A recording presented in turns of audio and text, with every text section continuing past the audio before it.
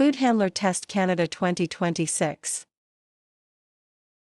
Question 1. Why is food safety considered so important in a food service environment? Option A. To avoid food contamination and outbreaks and to ensure proper preparation and storage. Option B. To reduce the number of employees needed in the kitchen. Option C. To allow for higher menu prices and marketing opportunities. Option D. To ensure the kitchen equipment looks new and polished.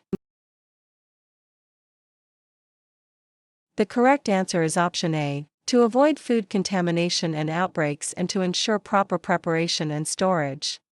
Food safety is critical to prevent the spread of foodborne illnesses and to guarantee that food is handled and stored correctly throughout the entire process.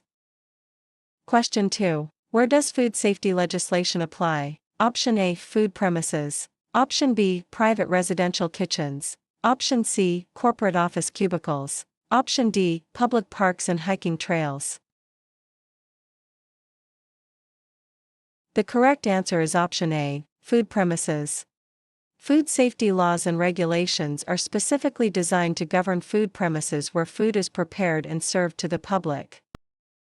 Question 3. Which area of food safety is governed by federal legislation? Option A. Food and Drugs and Bacterial Standards. Option B. Local garbage control and sewage. Option C. Building standards and zoning laws. Option D. Server dress codes and table settings. The correct answer is option A. Food and Drugs and Bacterial Standards. Federal legislation oversees the safety of food and drugs and sets standards for coloring and bacterial levels.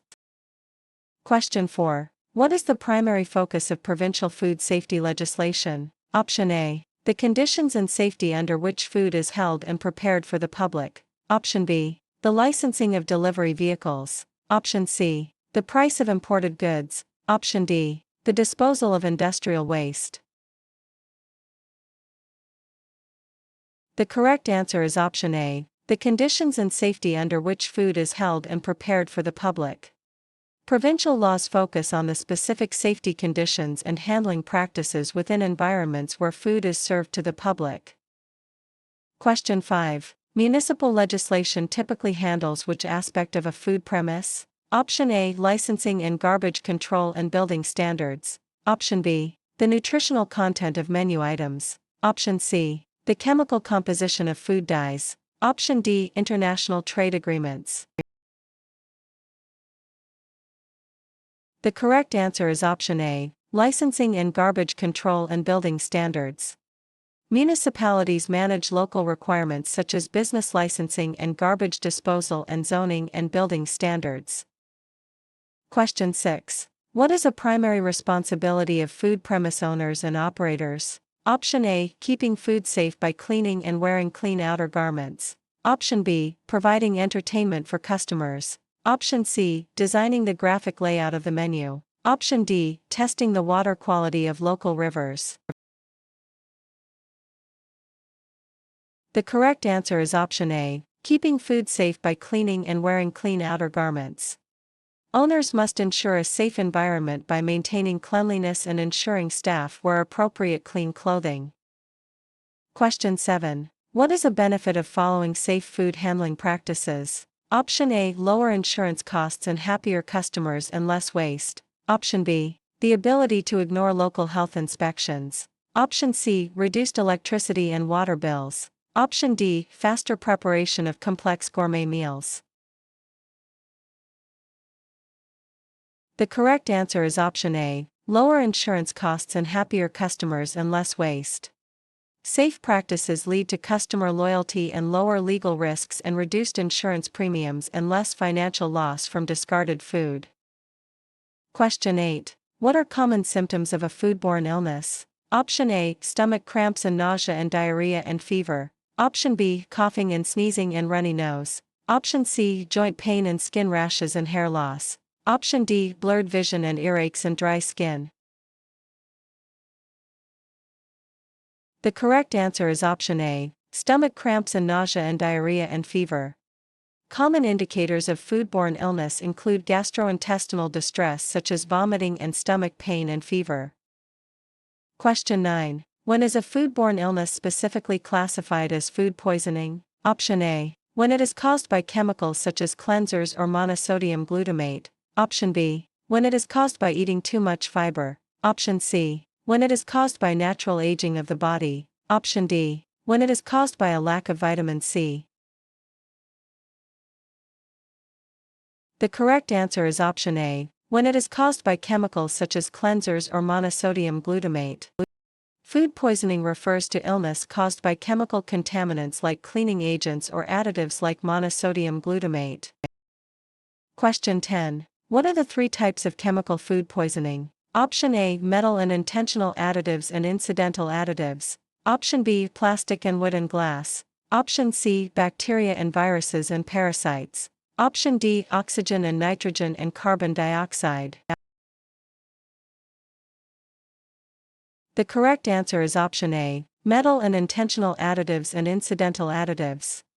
Chemical poisoning can occur from dissolved metals and intentional additives like preservatives or incidental additives like cleaning chemicals. Question 11. What are the dangers of physical hazards such as dirt and hair or bits of metal in food? Option A. They can cause injuries ranging from small cuts to choking. Option B. They cause the food to lose its nutritional value. Option C. They change the color and flavor of the food. Option D. They make the food cook more slowly. The correct answer is option A. They can cause injuries ranging from small cuts to choking. Physical hazards are dangerous because they can cause physical trauma or choking when swallowed.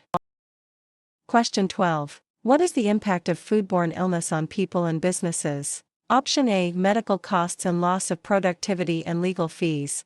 Option B. Increased sales and brand recognition. Option C. Higher employee morale and lower turnover. Option D. Reduced need for food safety training. The correct answer is option A. Medical costs and loss of productivity and legal fees. Foodborne illness results in high costs for medical care and investigations and legal fees and lost work time. Question 13. Which of the following is an example of a microorganism that can be good for us? Option A. Yeast used to make bread and bacteria that helps digestion. Option B. Salmonella found in raw poultry. Option C. Listeria found in deli meats. Option D. E. coli found in contaminated water.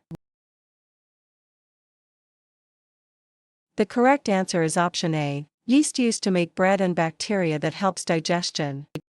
Certain microorganisms like yeast and specific bacteria and molds are beneficial for food production and human digestion.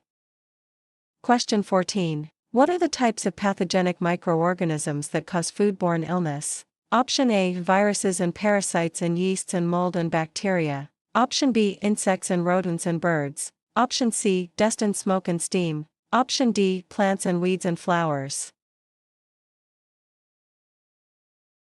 The correct answer is option A. Viruses and parasites and yeasts and mold and bacteria. Pathogens include a variety of microscopic organisms such as viruses and bacteria and parasites that make people sick. Question 15. Which statement correctly describes how pathogens differ? Option A. Viruses and parasites do not grow in food while bacteria can. Option B. Bacteria only grow in dry environments. Option C. Viruses grow rapidly in sugary foods. Option D. Parasites require oxygen to survive in water. The correct answer is option A. Viruses and parasites do not grow in food while bacteria can. Viruses and parasites generally use food only as a carrier and do not grow within the food itself. Question 16. What are common sources of microorganisms in a kitchen? Option A. Proteins and contaminated water and human hands. Option B. Polished silverware and clean napkins. Option C. New ceramic plates and glassware. Option D. Stainless steel tables that have been sanitized. The correct answer is option A. Proteins and contaminated water and human hands. Microorganisms are often introduced through high-protein foods and water and hands and cross-contamination.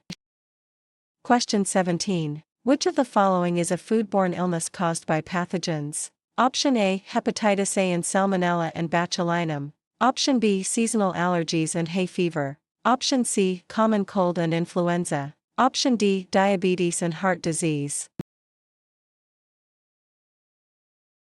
The correct answer is option A, hepatitis A and Salmonella and Botulinum. Pathogenic organisms are responsible for serious illnesses like hepatitis A and Salmonella and botulism. Question 18. Why are some food contaminations more likely to make people sick? Option A, because the foods are moist and have a potential of hydrogen above 4.5. Option B, because the foods are frozen solid. Option C, because the foods are high in acid like lemons. Option D, because the foods are kept at very high temperatures. The correct answer is option A, because the foods are moist and have a potential of hydrogen above 4.5. Potentially hazardous foods are usually moist and high in protein with a potential of hydrogen level above 4.5. Question 19. Which group of people is more likely to get sick from foodborne illness? Option A, young children and the elderly and pregnant women. Option B, adults between the ages of 20 and 40. Option C, professional athletes and bodybuilders. Option D, people who exercise daily and eat balanced diets. The correct answer is option A, young children and the elderly and pregnant women. The risk group includes individuals with weaker immune systems such as children and seniors and pregnant women.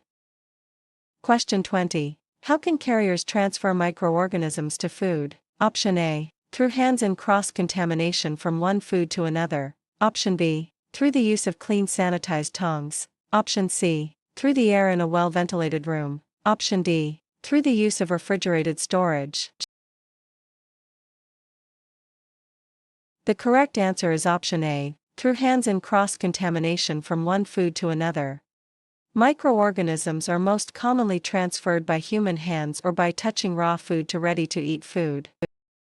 Question 21. What does bacteria need in order to grow? Option A, temperature between 4 and 60 degrees Celsius and moisture and protein. Option B, freezing temperatures and high acid levels. Option C, direct sunlight and dry surfaces. Option D, complete lack of oxygen and zero moisture. The correct answer is option A, temperature between 4 and 60 degrees Celsius and moisture and protein. Bacteria thrive in the danger zone temperature range when moisture and protein and the right potential of hydrogen levels are present. Question 22. Which of the following makes a food potentially hazardous? Option A, dairy products and meat and poultry and eggs. Option B, dried crackers and plain white rice. Option C, distilled vinegar and pure sugar. Option D, canned soda and bottled water. The correct answer is option A, dairy products and meat and poultry and eggs. Foods that are moist and rich in protein like meat and dairy and eggs are highly susceptible to bacterial growth. Question 23. When should you recalibrate your probe thermometer? Option A, after an extreme temperature fall or if it has been dropped. Option B, every time you change the batteries. Option C, once every year regardless of use. Option D, only when the health inspector asks to see it. The correct answer is option A, after an extreme temperature fall or if it has been dropped. Thermometers must be recalibrated after physical shocks or extreme temperature changes to ensure accuracy. Question 24. What is the correct way to recalibrate a probe thermometer using ice? Option A, mix 50% crushed ice and 50% water and adjust to 0 degrees Celsius. Option B, place the probe in boiling water and adjust to 50 degrees Celsius. Option C, use a dry bowl of ice cubes and adjust to 10 degrees Celsius. Option D, hold the probe under a cold running tap for 5 seconds. The correct answer is option A, mix 50% crushed ice and 50% water and adjust to 0 degrees Celsius. The ice point method requires a mixture of 50% ice and 50% water where the probe is adjusted to exactly 0 degrees Celsius.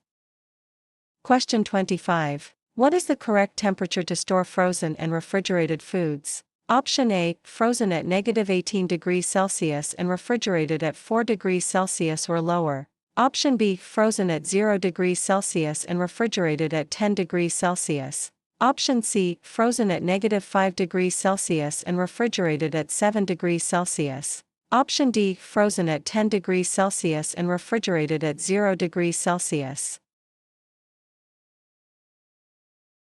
The correct answer is option A, frozen at -18 degrees Celsius and refrigerated at 4 degrees Celsius or lower. Freezers must be at -18 degrees Celsius and refrigerators must be at 4 degrees Celsius or lower.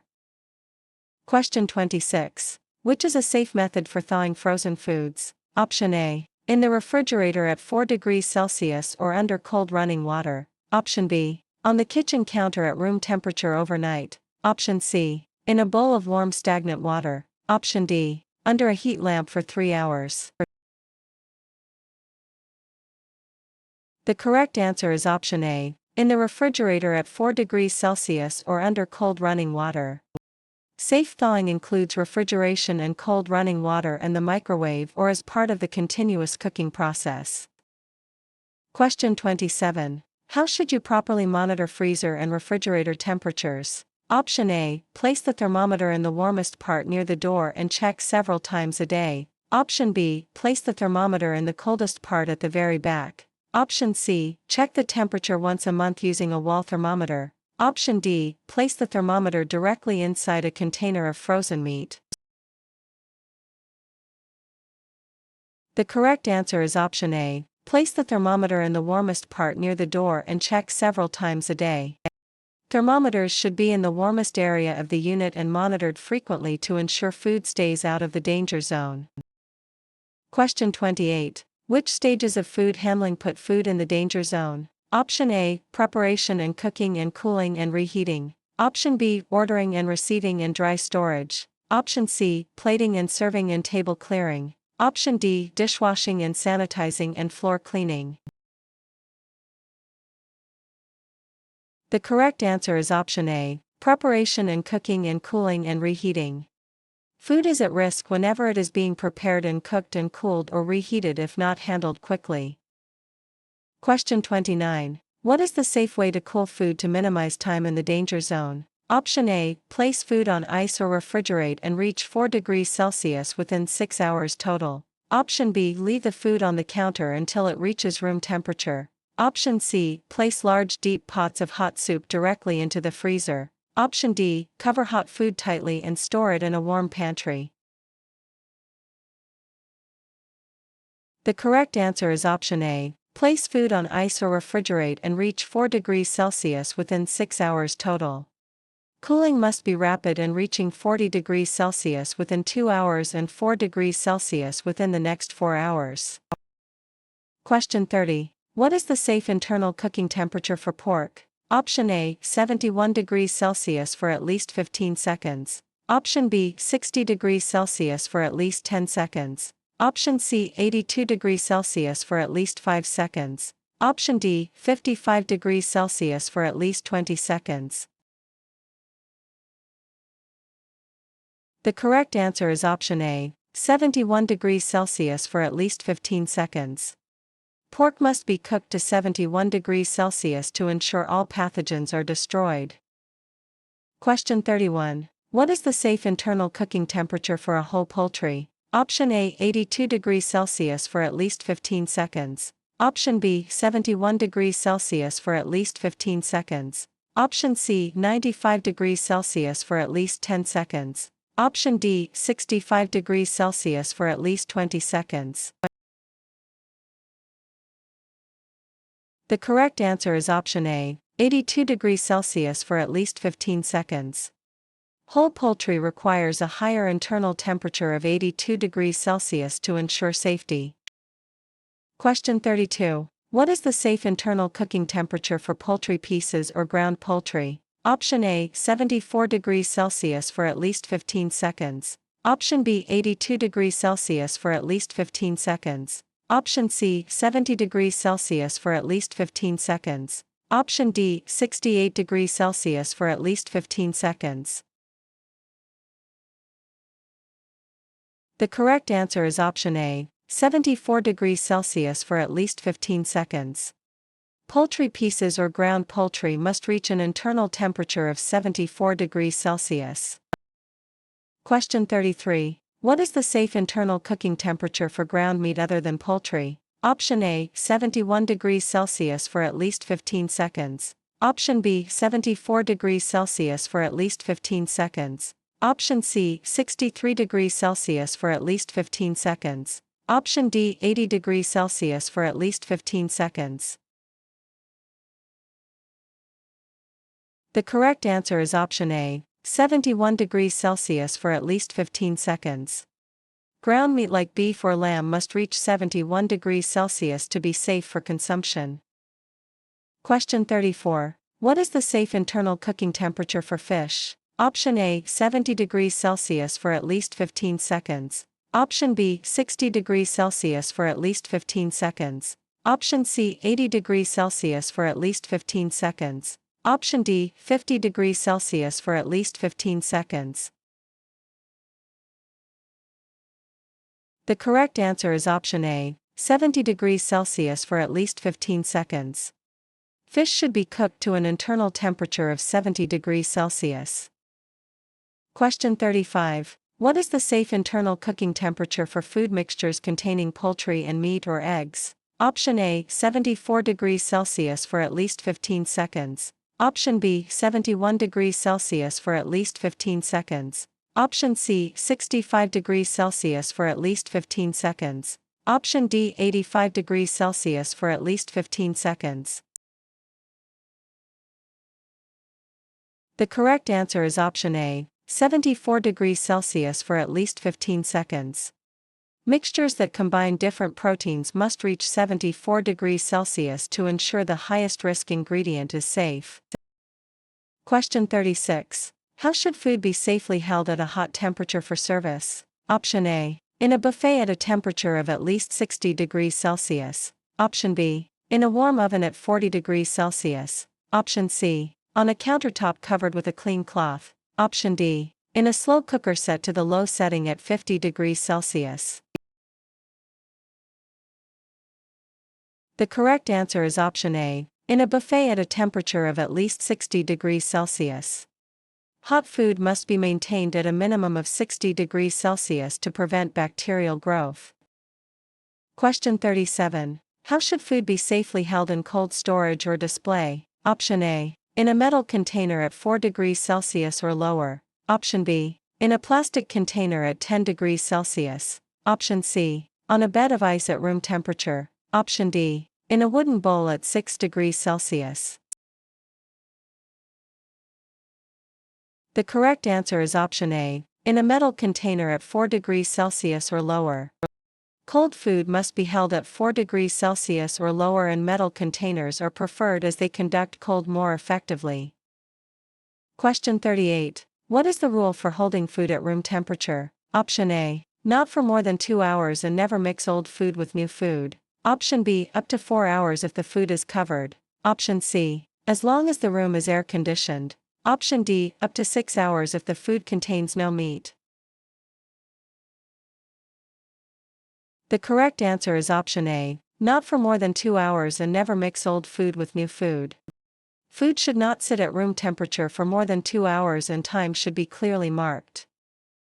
Question 39. What is required when receiving a shipment of food? Option A, refrigerated foods at 4 degrees Celsius or less and no cracked or dirty cans. Option B, accepting all items and sorting them later. Option C, ensuring the delivery driver has a valid license. Option D, only checking the quantity of the items received. The correct answer is option A, refrigerated foods at 4 degrees Celsius or less and no cracked or dirty cans. Shipments must be checked for proper temperatures and intact packaging and government stamps on meat. Question 40. What should you do if you need to reject a shipment? Option A, separate the food and tell the driver the reason and record it in a log. Option B, throw the food in the garbage immediately. Option C, put the food in the freezer to fix the problem. Option D, accept the food but ask for a discount on the next order. The correct answer is option A, separate the food and tell the driver the reason and record it in a log. Rejected food must be kept separate and documented, and the reason for rejection must be clearly communicated to the supplier. Question 41. How does the first in first out rule work? Option A. New foods are put behind older foods and arranged by expiration date. Option B. Newer foods are used first to ensure freshness. Option C. Foods are used in alphabetical order. Option D. Foods are used based on which container is the largest. The correct answer is option A. New foods are put behind older foods and arranged by expiration date. The first in first out rule ensures that older stock is used before newer stock to prevent spoilage. Question 42. How can you prevent microorganisms from being transferred during preparation? Option A. Avoid cross-contamination and do not store ready-to-eat food with raw meat. Option B. Use the same cutting board for everything to save time. Option C. Store food uncovered in the refrigerator to allow airflow. Option D. Mix old batches of food with new ones to reduce waste. The correct answer is option A. Avoid cross-contamination and do not store ready-to-eat food with raw meat. Preventing transfer requires strict separation of raw and ready-to-eat foods and keeping all stored food covered. Question 43. Why is it important to keep kitchen equipment and utensils clean? Option A. To avoid cross-contamination. Option B. To make the kitchen look more professional. Option C. To reduce the noise made by the machines. Option D. To prevent the equipment from rusting. The correct answer is option A. To avoid cross-contamination. Clean equipment is vital to prevent the transfer of harmful bacteria from one surface or food item to another. Question 44. What is the most important reason to keep your hands clean? Option A. Hands can pick up germs very easily and cause cross-contamination. Option B. To keep your skin from becoming dry. Option C. To avoid leaving fingerprints on the glassware. Option D. To comply with the restaurant dress code policy. The correct answer is option A. Hands can pick up germs very easily and cause cross-contamination. Hands are the primary vehicle for spreading germs in a kitchen and must be washed frequently. Question 45. True or false? Hands can become contaminated by handling money or dirty dishes. Option A. True. Option B. False. The correct answer is option A. True. Handling items like money and garbage and dirty dishes or raw food will contaminate your hands. Question 46. What is the correct procedure for washing hands? Option A. Lather with soap for 20 seconds and rinse with warm water and dry with paper. Option B. Rinse with cold water for 5 seconds and wipe on an apron. Option C. Use hand sanitizer only without using water. Option D. Wash with soap for 5 seconds and dry with a shared cloth towel. The correct answer is option A. Lather with soap for 20 seconds and rinse with warm water and dry with paper. Proper hand washing requires 20 seconds of scrubbing with soap and warm water followed by thorough drying. Question 47. What is a safe way to handle food without touching it directly? Option A. Use utensils like spoons and tongs or waxed paper as a barrier. Option B. Use clean gloves for the entire 8-hour shift without changing them. Option C. Use a clean cloth to pick up individual food items. Option D. Only touch the food with the tips of your fingers. The correct answer is option A. Use utensils like spoons and tongs or waxed paper as a barrier. Utensils and papers act as a barrier between your skin and the food to prevent germ transfer. Question 48. What is the difference between cleaning and sanitizing? Option A. Cleaning removes obvious dirt while sanitizing reduces microorganisms. Option B. Cleaning and sanitizing are exactly the same process. Option C. Cleaning uses only cold water while sanitizing uses only soap. Option D. Cleaning is done by hand while sanitizing is only done by machines. The correct answer is option A. Cleaning removes obvious dirt while sanitizing reduces microorganisms. Cleaning is the physical removal of dirt and sanitizing is the application of heat or chemicals to kill bacteria. Question 49. What is the correct 2-compartment dishwashing method? Option A, wash and rinse in the first sink and sanitize in the second sink for 45 seconds. Option B, rinse in the first sink and soap in the second sink. Option C, wash in the first sink and air dry in the second sink. Option D, scrape in the first sink and sanitize in the second sink for 10 seconds. The correct answer is option A, wash and rinse in the first sink and sanitize in the second sink for 45 seconds. The two-sink method involves washing and rinsing together followed by a 45-second soak in 77 degrees Celsius water. Question 50. What is the correct three-compartment dishwashing method? Option A, wash then rinse then sanitize in 77 degrees Celsius water for 45 seconds. Option B, soap then sanitize then rinse under cold water. Option C, wash then soak and soap then air dry. Option D, scrape then wash then towel dry. The correct answer is option A, wash then rinse then sanitize in 77 degrees Celsius water for 45 seconds. The three-sink method requires separate steps for washing and rinsing and sanitizing to ensure complete safety. Question 51. What is a requirement for mechanized dishwashing? Option A, high-temperature machines must reach at least 82 degrees Celsius. Option B, the machine must use cold water to save energy. Option C, dishes should be towel-dried as soon as they come out. Option D, low-temperature machines must use extra soap instead of chemicals. The correct answer is option A, high-temperature machines must reach at least 82 degrees Celsius. High-temperature dishwashers must reach 82 degrees Celsius to effectively sanitize the contents. Question 52. How can the layout of a food premise facilitate safety? Option A, by having hand-washing sinks easy to get to in separate areas for dishwashing. Option B, by having very small aisles to save space. Option C, by placing the garbage cans next to the food preparation table. Option D, by ensuring the dining room is much larger than the kitchen. The correct answer is option A, by having hand-washing sinks easy to get to in separate areas for dishwashing. A good layout places essential safety tools like sinks and refrigerators in convenient locations to encourage proper habits. Question 53. What can you do to keep pests from being attracted to your food premise? Option A, hire a pest control company and seal gaps and store food 15 centimeters off the floor. Option B, leave windows open to provide fresh air. Option C, store cardboard boxes in the kitchen for easy access. Option D, keep leaky pipes to provide a water source for cleaning.